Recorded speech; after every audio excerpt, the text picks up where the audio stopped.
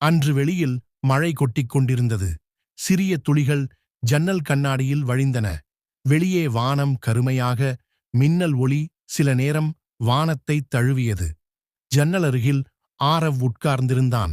அவனுடைய கண்கள் மழையை பார்த்து கொண்டிருந்தாலும் மனம் எங்கோ தொலைந்திருந்தது. அவனுடைய இதயம் வலியுடன் நிறைந்தது.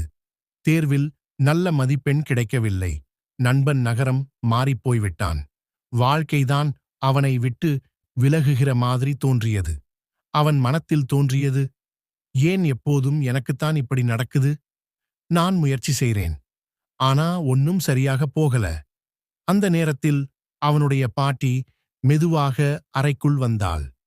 அவளுடைய முகத்தில் எப்போதும் இருந்தது அந்த அமைதியான சிரிப்பு.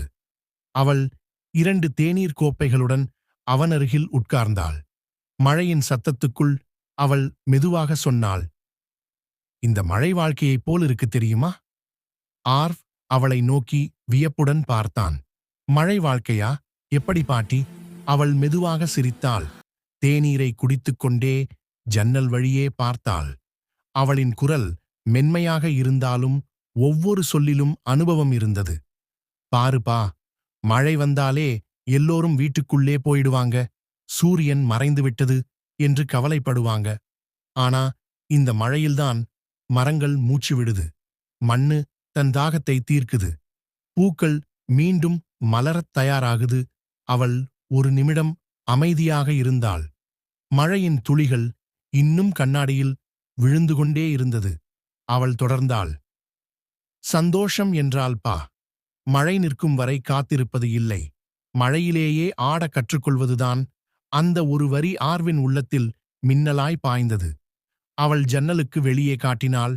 அங்கே ஒரு சிறிய செடி மழையை தாங்கிக் கொண்டு நின்றது. தலை வளைந்திருந்தாலும் அது உடையவில்லை. மழை எவ்வளவு கொட்டினாலும் அந்தச் செடி இன்னும் உயிருடன் நின்றது. பார்ப்பா, அந்தச் செடி மழையை எதிர்க்கல. அது வளைந்தது, ஆனா உடையல. அது நம்புது, சூரியன் மீண்டும் வரும் என்று. அந்த வார்த்தைகள் ஆரவின் மனதை மெதுவாகத் தொடுந்தன.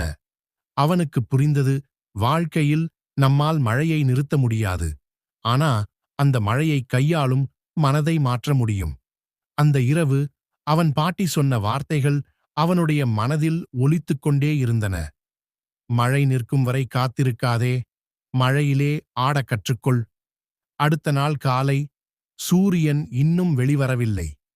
வானம் இன்னும் மேகமூட்டமாக இருந்தது. ஆனா ஆரவ் மாறியிருந்தான்.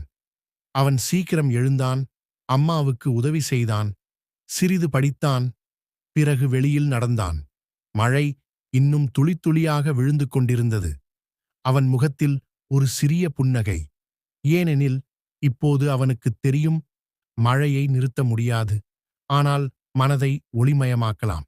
பாடம்: வாழ்க்கையில் துக்கம் வராமல் தடுக்க முடியாது.